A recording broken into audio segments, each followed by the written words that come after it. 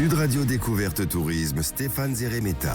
Bonjour Stéphane, Bonjour Jean-Marie. Directeur éditorial des Guides, le Petit Futé, direction les Alpes-Maritimes ce matin. Oui, nous allons à Mandelieu-la-Napoule. Alors chaque année, on est en février, c'est la fête du Mimosa. C'est le rendez-vous incontournable pour tout le monde, mais aussi dans la ville. Et c'est depuis 1931. Bon, le Mimosa, c'est la fleur emblématique de Mandelieu. Et c'est vrai que cette année, la fête du Mimosa, c'est du 12 au 16 février. Donc on va prendre un grand bol d'air frais au bord de la mer et on va admirer ces fleurs jaunes qui rayonnent, qui mettent un soleil incroyable en plein hiver. Alors c'est quoi les moments forts de cette fête du Mimosa? Bon, déjà il y a 5 tonnes de mimosa quand même qui sont exposées pendant la fête, donc c'est une grosse quantité, alors que c'est léger le mimosa. Oui, parce qu'une fleur c'est léger, donc 5 tonnes. 5 tonnes de mimosa. Oui. Et donc tous les grands axes de la ville sont fleuris. On peut trouver bien sûr un peu de mimosa partout sur le marché.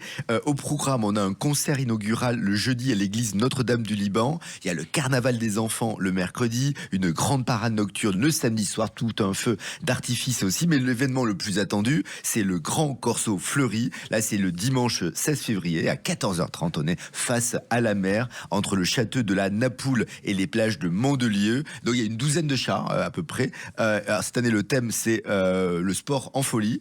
Et ils sont accompagnés de 24 troupes qui exposeront le fruit de plus de 2 mois de travail. C'est un gros travail. Et il faut vraiment réserver son billet pour avoir une place assise pour assister au corso, c'est le mieux. Alors dépêchez-vous les amis qui nous écoutez sur Sud Radio Mandelieu.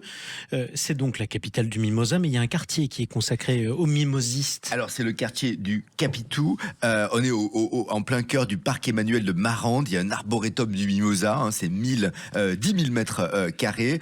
On peut considérer que c'est le musée du Mimosa, car il y a plus de 130 espèces de mimosa qui ont été plantées le long d'une promenade. Alors il n'y a pas de nom explicatif, on peut en savoir un peu plus sur chacune des variétés.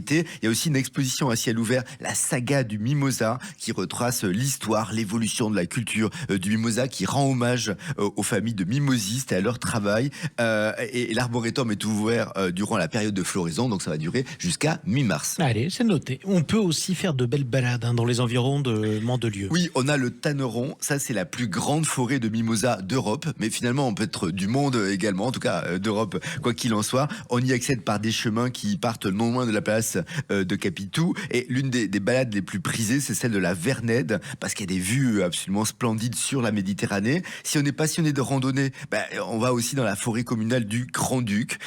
C'est 30 km de sentiers balisés, longés de mimosas, donc c'est jaune à volonté qui surplombe le littoral. Oui, et on peut aussi faire de belles balades, donc vous l'avez dit, et on continue le voyage sur la route du Mimosa. Alors c'est de Bormes-les-Mimosas à Grasse, c'est un parcours touristique 130 km qui offre des paysages absolument sublimes. Alors en hiver c'est absolument incroyable, on est le jaune du Mimosa, le bleu de la mer. Cette route passe notamment par les villages dans lesquels on va s'arrêter avec grand plaisir, Saint-Maxime, Saint-Raphaël. En tout cas, c'est vrai que avec son Mimosa en fleurs, le littoral est toujours plus agréable. La météo relativement clémente, vraiment Mandelieu, les Alpes-Maritimes en général, c'est vraiment une belle destination pour commencer l'année. Allez, allez-y et retournez-y les amis. Merci beaucoup Stéphane, on vous retrouve demain pour un nouveau numéro du Petit Futé. On va où? Nous partons aux Açores.